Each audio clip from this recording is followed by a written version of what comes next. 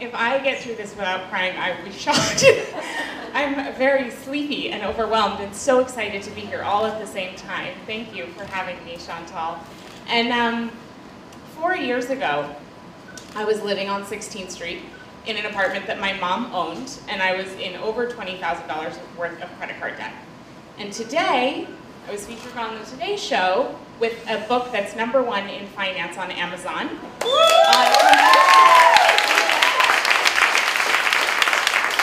Chatting with Al Roker and Willie Geist about money.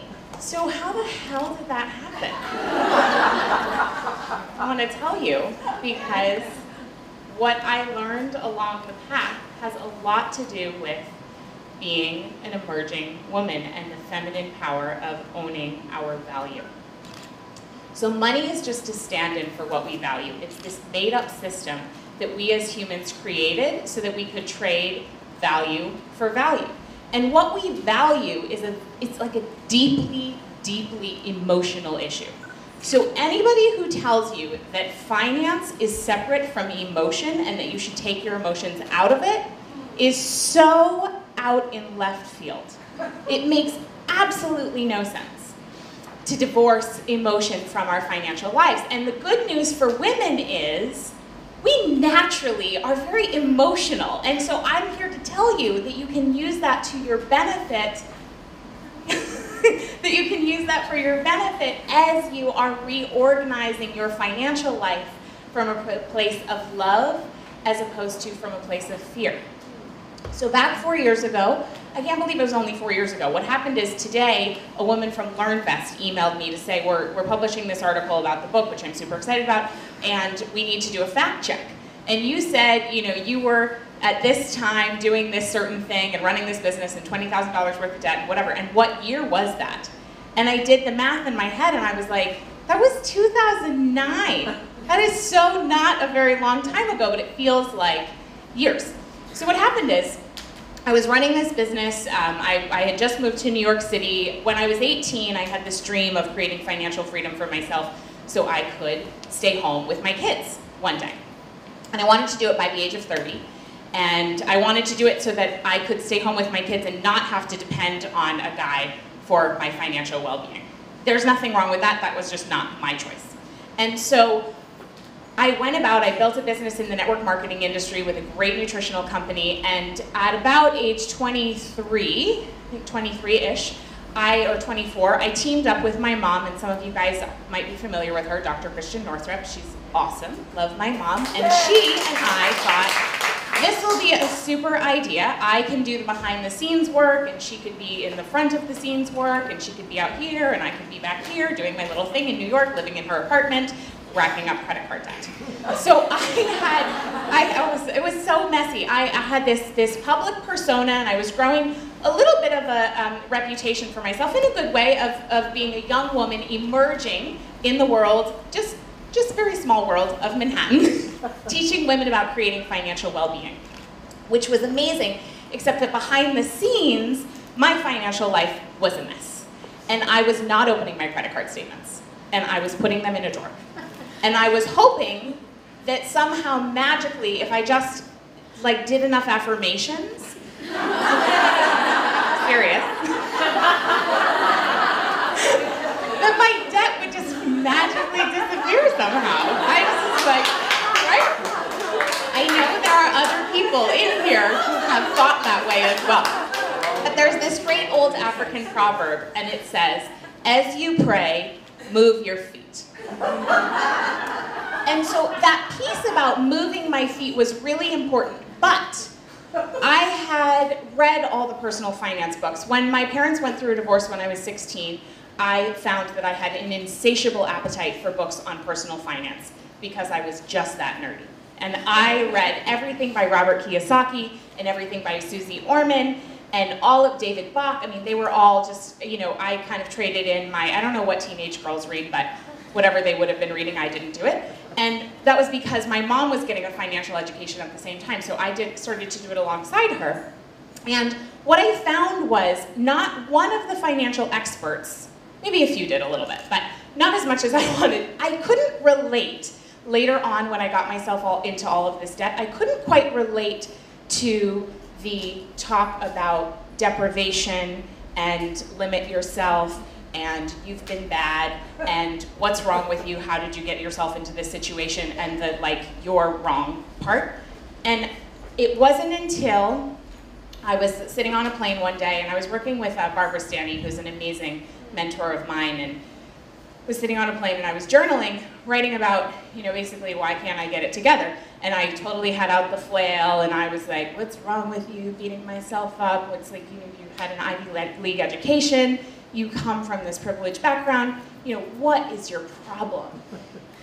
And so, as I wrote, what emerged was I had been keeping myself in a financial situation that was not healthy, overspending and not paying attention to my actual financial life, as a way of keeping myself small. It was actually self-sabotage.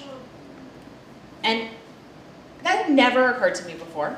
And in that moment, I got the connection. If I could connect my financial well-being and financial literacy and paying attention to my money with love and self-care, then I could actually do it. Because up until that point, I had connected it with like deprivation, having to never buy any new clothes, wearing ugly shoes. It all felt really unsexy, super not fun, and something I just had no interest in. It really didn't feel abundant to me.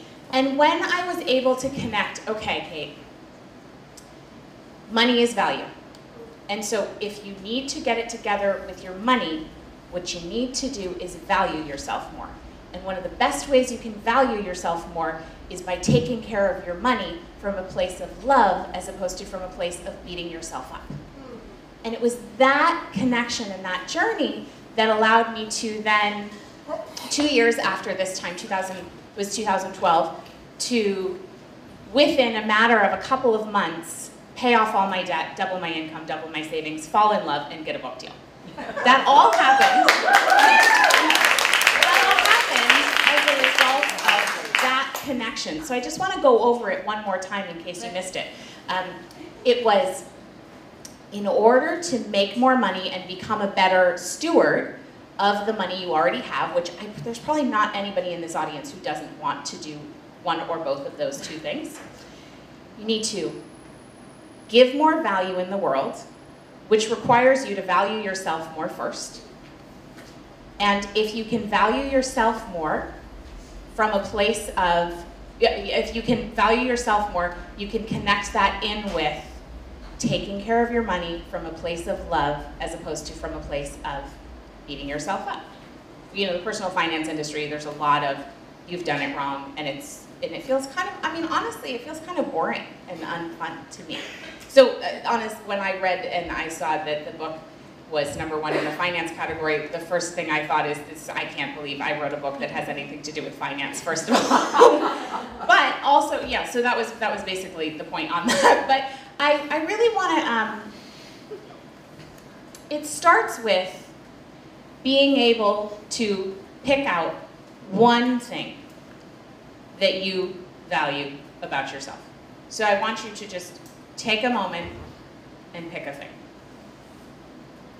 Some of you will be surprised at how hard it is to come up with something. And some of you will be amazed at how many things flood in all at the same time, and that's great too. Either way is okay. Does everybody have their thing? Okay, great.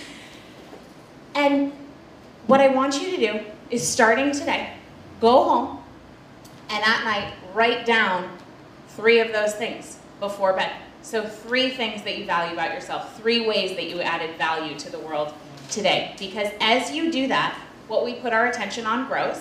Those affirmations, they actually do work. If you then also, from this place of valuing yourself, then you can go about adding more value to the world only from that place of first valuing yourself. Because what we so often do as women is give to the world from a place of being empty, right? So like, everybody else is hungry, I'm starving too, but I better make sure that they have the food first. And that's, that's a good idea. If you're a mom, for example, you gotta feed your kids. I'm not that yet, but I'm excited to be one. And, but it is a really important piece to make sure that you are giving from that place of valuing yourself first, and then giving from the overflow. And in my own story, in my own experience, what happened is I was in this business partnership with my mom, which I left off on, and I realized after a couple of years that while it had been serving both of us for a little while, I was starting to feel really confined, and I was feeling like I was wearing a tiny, tiny, tiny jacket that couldn't allow me to breathe. And I started to resent her, and she started to resent me.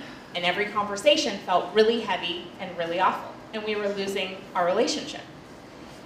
And one day, I was with my now fiance, Mike, and I had gotten off the phone with her, and I had snot running out of my nose, and it was really not cute. And I was very upset, and Mike said to me, you know, has it ever occurred to you that you can do this on your own? That you are actually enough? He said, you're enough, you can do this on your own. And it literally, I was 27, I think. It had never occurred to me that I was enough and that I could do it on my own. And that's a really common story. Not that, you know, it's not everybody's mother, but it might be. It might be a man, it might be a job, it might be an inheritance, it might be whatever. And so often we attach ourselves to somebody else because we think that, first of all, it would just be easier if they took care of it for us, or that we don't have what it takes. Because, you know, you could list the reasons, it doesn't even really matter what those reasons are. And so I had done that. I had attached myself thinking, it'll be so much easier, it'll be so much safer. I will not actually have to put myself out there if I just stay over here attached to you. And a lot of us have done that in marriages or whatever the case may be. And so it was that moment of realizing, oh, I'm enough. I can do this on my own, was such a huge realization. And it was from that, literally that moment, a few days later, called up my mom, said, hey, this isn't gonna work out. And she was so beautiful, she's so amazing. She said, you know, I love you and it's okay, we'll work it out. And so we did. And it was from that point of amping up the way that I saw my value in the world, amping up, noticing where that showed up in the world, and then as a result, giving more value, starting blogging, starting speaking, starting doing some workshops, starting offering my value in exchange for money in return, that I increased my income, got out of debt, did all those other things. And so I want you to know that it's not the economy. It's not the government. It's not your husband. It's not your boss. None of those people are going to be the one to do it for you. We are the ones we've been waiting for. You are the one you've been waiting for. You are enough. Thank you.